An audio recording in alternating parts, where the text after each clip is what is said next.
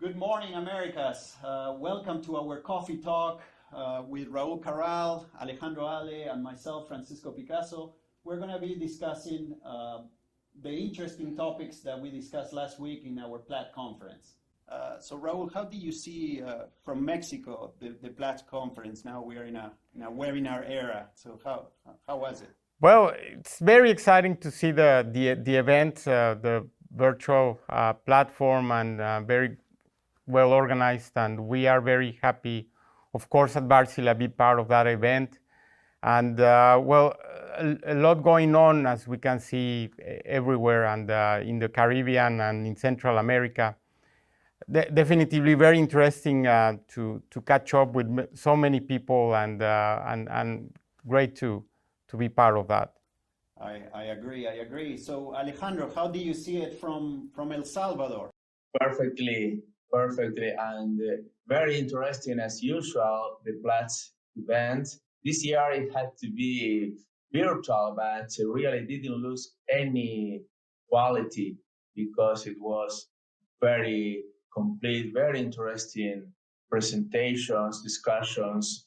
So we are used to see very good Platts events for Central America and the Caribbean, and this year was no exception at all. So very happy, and congratulations to Wärtsilä, because as always you have been sponsoring this event. That's right, Alejandro. No, it was great, and for first time I think they combined the Caribbean and Central America. It used to be one middle at the beginning of the year and the other one at the middle of the year, and now they combine both Central America and Caribbean, and the first day was more Caribbean, I would say, Raul, and the second day was Central America with two great panels. Maybe we can focus on the Central America part. Sure. Well, I think that reflects very much the integration of the area and the role that lots of developments are playing. And I would say that, for example, natural gas, LNG, is playing a major role in both the Caribbean and Central America. And there are lots of synergies and complementarities. And we see lots of exciting new projects and developments that it's always very interesting to catch up and see what is the update. That's right. I agree. I second all that. What about you, Alejandro? What yes. do you think? One interesting thing is that this event is close following the evolution of the energy market in the area. 5 years ago, we were not discussing at all about, or very, very small discussions about the impact of renewables, the impact of intermittencies, and how the rest of the market, how storage, how engines have to be adapted to the new reality. And it was fantastic to hear discussions about the coming impact of power fuels, the usage of ammonia, of methanol in the engines, and how everybody is thinking ahead, because in the coming 5-10 years, the reality will keep on evolving at a very fast speed. And this event addressed very well that reality. That's right. I particularly was part of the first panel of the second day, and we talk a lot about flexibility. We talk a lot about transitional fuels, the future fuels. I think we are talking about the right subjects, and it will take a little bit. What do you think? It will take a little bit to get to those renewable fuels, but I think we are in the right path. We talk about also some tenders in Guatemala, the PEC 4. What do you think, Raul? Well, I think the area is very vibrant, and when I say the area, we talk about the overall Caribbean and Central America. And for instance, in Central America, we have on the southern part of Central America, we have a lot of hydro And it's interesting that that plays also a different role than in other countries with less hydro, and different matrices, and how that plays into how the different power plants are dispatched. And definitively we see the role of natural gas also blending into these different grids, like for example in various ways. And for example, when we see also new solar, especially solar projects, also wind of course, but with solar power, also the role of gas also changes quite a lot. And that's how my colleague talking about flexibility, that's very important. And we see that natural gas making the best out of the different renewable resources. And let's also keep in mind that when you talk about hydro, then also the climate change also plays a role. So we will see that affects definitively the hydro, how it operates with the drought seasons, and then the very wet seasons. It becomes also less predictable because of the climate changes. So then the natural gas plays a key role in really making the whole grid more functional and better, with more reliability and less costs. So I think it's very interesting to see how things are developing and changing. Yeah, that's right, Raul. Actually, hydro, it's a balancing technology, as well as energy storage, and as well as flexi cycles or flexible gas technology. I agree with your point of view, and we don't have to forget that hydro is also renewable as well. So yeah, completely understandable. What do you think, Alejandro? I agree with you guys, and I would add that we should not forget that the natural gas is playing a very big role already in Central America, which was not the case just a few years ago. We have a big power plant already operating in Panama, in the Atlantic side. Here in El Salvador, Energía del Pacífico is working very well in the construction of the power plant, 380 megawatts powered by Wärtsilä. Wärtsilä played a key role in the development of the Salvadorian project. There is another project announced, at least in Nicaragua, 300 megawatts power plant to be supplied with natural gas. There has been announcements in Panama about a big power plant of around 600 megawatts. Besides, Central America is not only following the curve of the increasing usage of renewables, but also is, I would say, moving faster than the rest of the world in many regards, because it is adopting natural gas, which was not the case up to 2 years ago. And natural gas is called to play a big role to solve the problems of intermittencies in going to the Caribbean, but not only to the Caribbean. Also in Central America, I think there is a lot of room for small-scale LNG because of the small size of the islands. But based on the big projects that I have mentioned in Central America, I think there is room for small-scale LNG from those hubs to other locations. So natural gas is and will keep on playing a big role in Central America, and that is very good. Yeah, that there is no doubt that natural gas is a transition fuel, and the good thing about natural gas is that you can use that infrastructure in the future whenever renewable fuels come into the picture, or synthetic methane comes into the picture.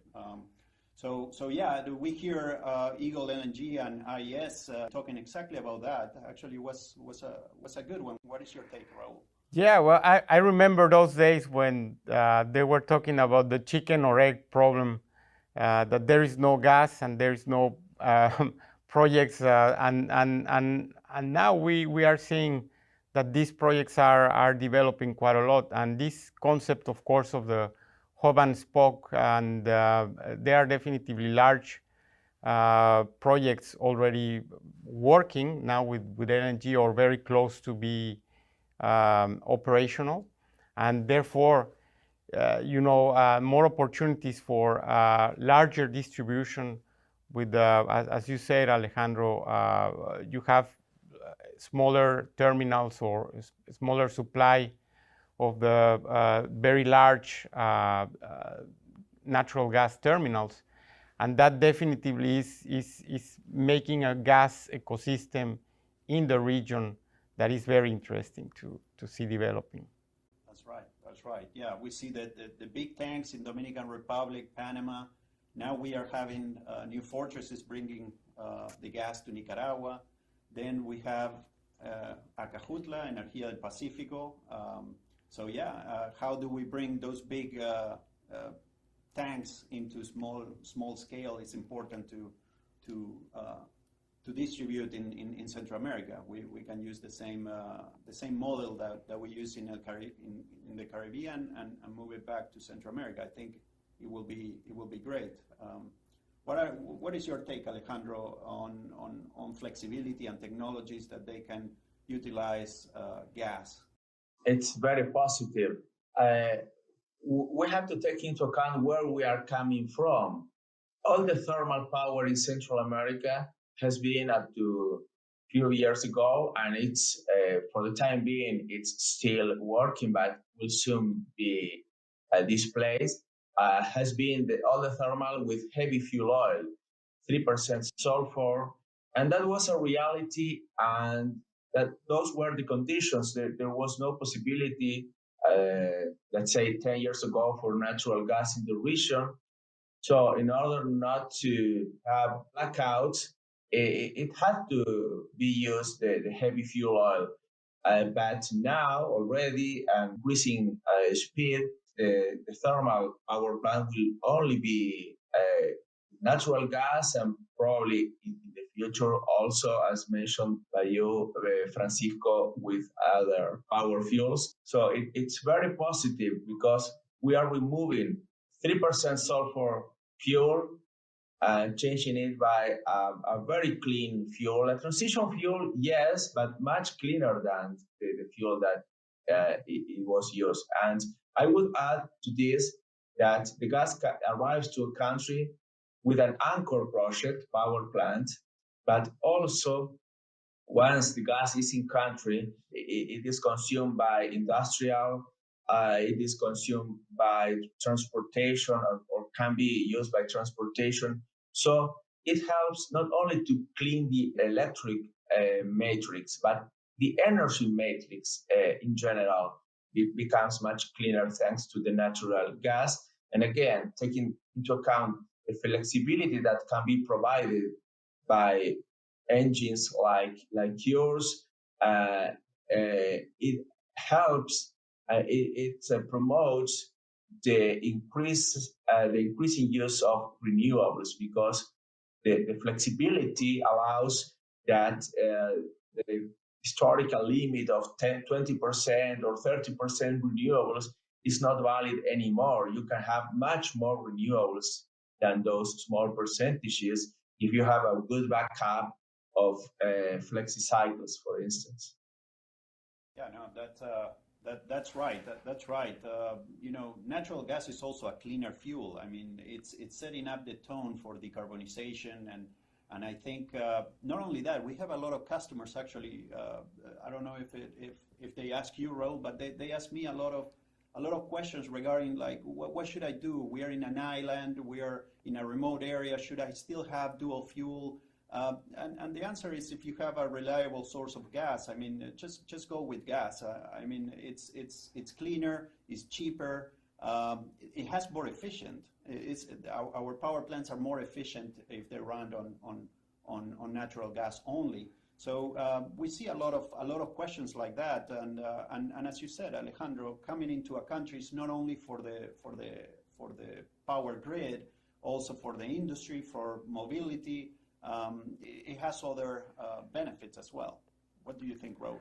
Yeah, I think natural gas has really changed the picture, and for the good. As we have been talking about, definitively it's a cleaner fuel, and we see that HFO or combustole or bunker, how it's known in various areas. Well, the role of HFO is every time less and less. It's more difficult to finance a project with HFO, and also the plants running on HFO have larger and larger restrictions, and that goes from the marine side also for marine power, but also on the land-based power. So we see a transition also from HFO to natural gas, and then also we see a great transition also to renewable and more renewable power. So you see a lot more, for example, solar power coming in Central America in a very major way. And that definitely needs I would say, the balancing power. Balancing is the right word of the new role of gas. So what does that mean? That means that it's not running all the time, 100% base load as we know it, and together with hydropower, then that requires even more that it runs in a very flexible manner, the gas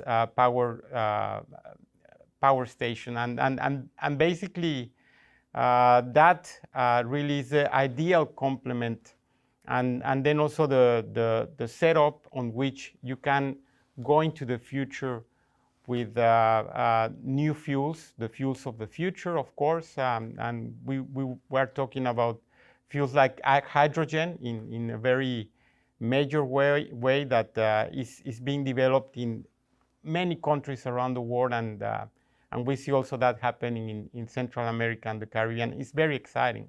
The future is definitely very exciting because it's a cleaner future, and it's a future also with lower costs and with a lot more exciting developments happening. That's right. I agree. I think we're in a transition era. I think the future is clear, has to be renewable. We need to lower the global warming, the 2 degrees. We still have countries that they haven't got there. They haven't committed yet, but we're seeing that in Central America, more and more countries, also in the Caribbean, they're pledging and committing to this carbon neutral future world. So we talk about gas. What about the existing assets? We have some panelists from Nicaragua mentioning, well, we have our HFO power plant. They're thinking in converting into natural gas, right? Yeah.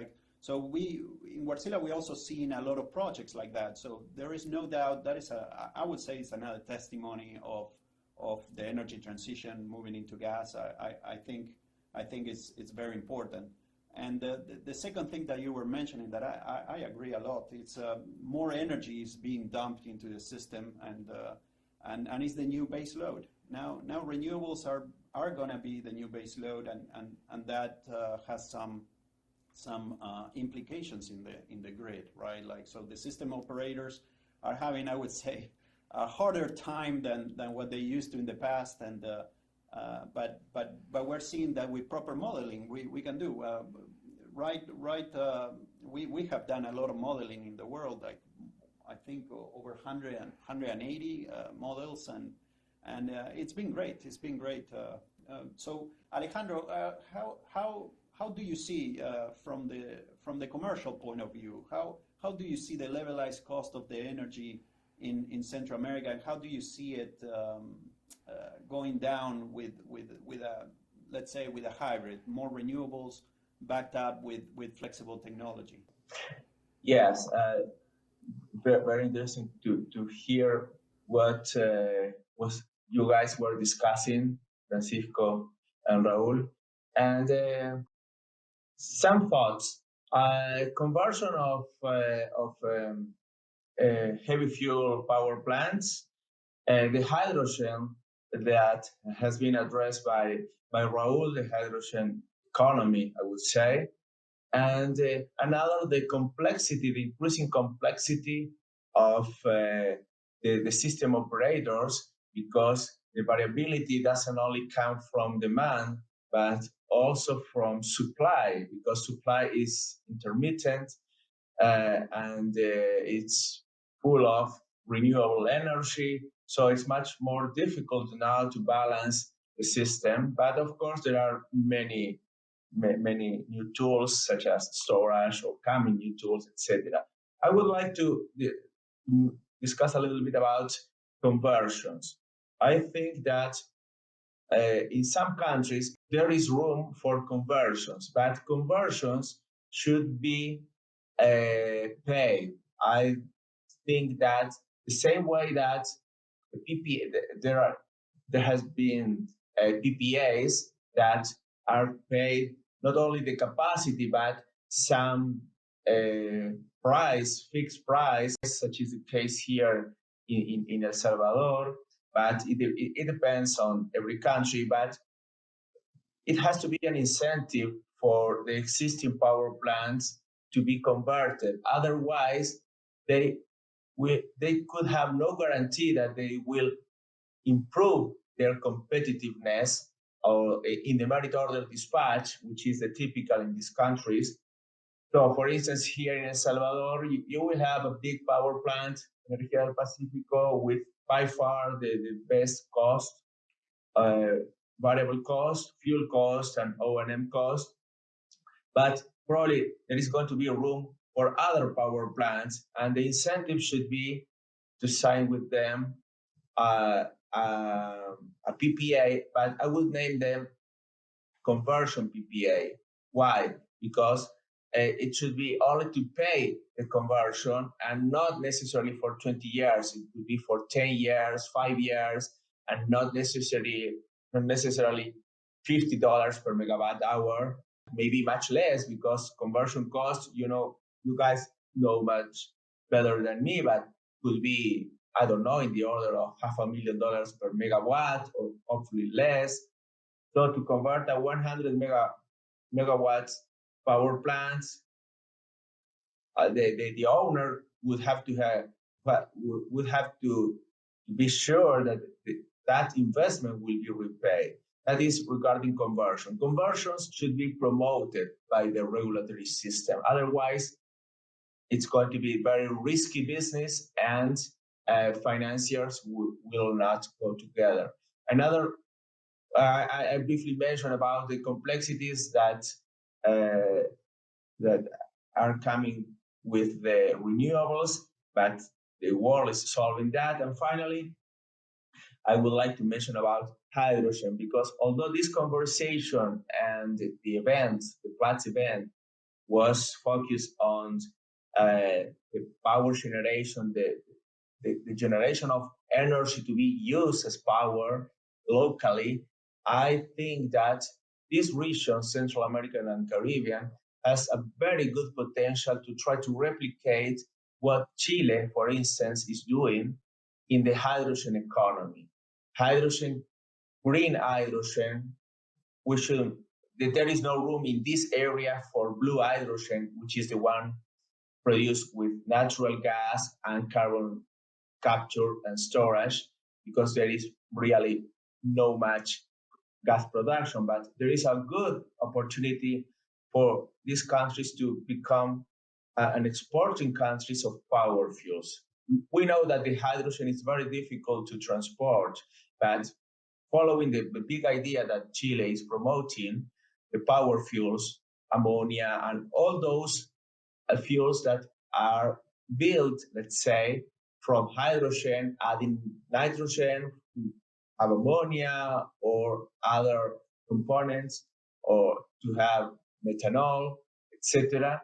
So there is, from an investment point of view, there is a very good opportunity for these countries to become big exporters of power fuels, having in mind that Europe is becoming a big off-taker of those products. So I think we should take a deep look at that. Yeah, you mentioned a lot of valid points. I mean, where to start? I mean, we have regarding conversions. I recall a few years ago, Dominican Republic had an incentive for conversion power plants with PPAs. I remember that happened not that long ago. But we also need to. I think you were talking about a little bit of legislation, and we need to pay not only conversions, we need to pay flexibility. And energy storage is a great contender, but in Central America and Caribbean, we see that the rules are getting there, but they are not there yet. So whenever you have to make an investment in technologies like energy storage, it's a little bit behind, but not completely ruled out, because with all these renewables, we have a lot of congestions in the grid, and where are you going to put that energy? I mean, and you put it in storage, and then you shift it for a later time. So we are seeing a lot of stuff, but legislation, no doubt, as Alejandro mentioned, it's needed. What do you think, Raul? Well, I think that two interesting points here is first about conversions. Yes, definitely there should be an incentive as a capacity payment in order to make these projects viable, because then it of course incentivizes the existing infrastructure to be transformed into a cleaner infrastructure, and if there is a gas available, then definitely it will be very good for the country. So that is a very good point. And then the second point about renewable power, I think that more and more we see that there is no limit of how much percentage a country can have. 100% renewable, well, that's something that we have been talking about, path to 100% renewable power. And the more and more we learn about how countries, with a lot of renewables are making the best out of that infrastructure, is incredible. So for example, the excess power can be used to generate new fuels, so you have green hydrogen, green ammonia, coming from solar power, for example.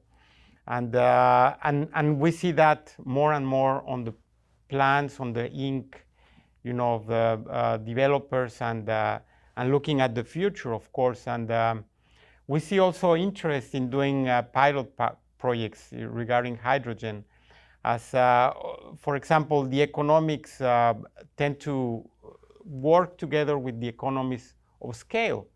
For example, if today hydrogen or ammonia is still very expensive, then as more and more projects come alive, then the economies of scale work very well, and probably we'll see in a few years' time that then the cost of hydrogen and ammonia and other fuels goes down quite a lot. And that goes also along together with the excess capacity, excess power, and definitely there is a lot of good use to make out of that.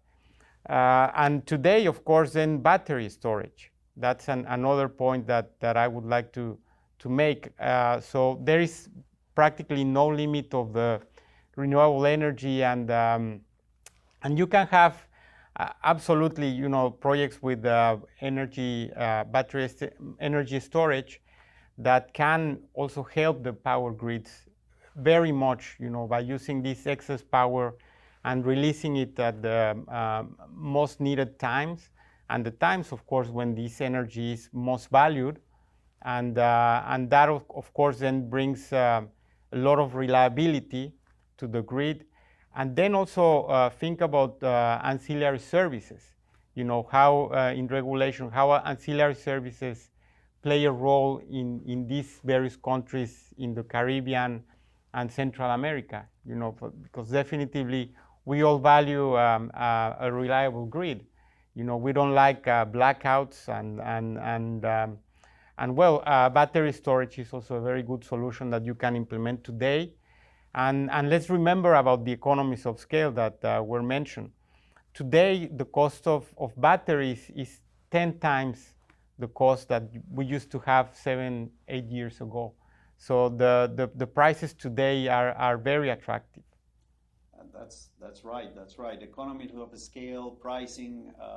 I think fuels are a little bit too expensive for what you mentioned, Raul. I mean, you need overcapacity install of renewables to create synthetic methane and then use it in your power plants or your thermal generation, flexible thermal generation when you cannot use renewables. Yeah, that's exactly right. And another subject that you were mentioning, it's we are also going into a more decentralized type of grid. So we see, and that helps with the transmission line issues. You know, like because we have a lot of transmission line issues in countries. I'm not going to mention any, but we have good countries and not so good countries in Central America with transition. Renewables, storage, all that could be another way of helping the electricity grid. What do you think, Alejandro? Yes, transmission is a key issue that it had to be mentioned. Thanks, Francisco, for bringing it to the conversation, because it's very difficult to get approvals for new transmission lines in general, right-of-ways, etc. It doesn't mean that it's not going to be needed more transmission lines, but and they will be built, but their size and the amount of those transmission lines could be reduced with the clever use of storage. You can transmit the energy at times when there is not a big demand, so you can generate the electricity and transmit it to the neighborhood of a big consumption center and storage that energy there in order to allow, for instance, in the early morning or 2, 3 a.m. in the morning, and that would decrease the congestion of the transmission line, because the electricity, we know that if it is not storage, it has to be produced at the same moment it is consumed. So definitely a good use of the storage capacity will heavily reduce the need of new transmission lines. They will always be needed, but that is from that point of view. And the decentralization concept in itself, it's another factor that even reduces more the need for transmission line. In this case, yes, the decentralization, that is a process that is evolving very fast. It's changing the way in which we see the systems that are a big hub in which the energy is produced, big power plants, and now probably that is not going to be needed anymore in the future. I'm not saying in the near future, but probably in the middle term, we will have much more decentralized energy production, which is very good from every point of view, not only for the reduced need of transmission, but also for the security and the reliability of the energy consumption. Yeah, those are really good points, Alejandro. Yes, I think we all agree that we need to have the right planning. I think great ideas. We need to do legislation, look at technology, look at the future with new fuels. We are in the right track. That's what I think we're talking about, a transition, and what comes out of all this, it depends on all of us. I mean, all the companies, all the stakeholders. So I think we're in a great moment, very exciting time, and being part of this market is exciting, and well, so I think we're getting to the end of this coffee talk. I think it has been a lot of great discussions. Some final remarks, Raul? Yeah, absolutely. I enjoyed the discussion. Thank you, Francisco. Thank you, Alejandro, and everybody listening to this conversation. Well, a recap and last but not least, right? And Definitively, the future is very exciting. So what we see is there is a lot of excitement in this sector, and the future is new in terms of the fuels that we have. So we see a lot of gaseous new fuels like natural gas, but also we see methanol, we see hydrogen, and then the future will be electric as more and more electricity is needed.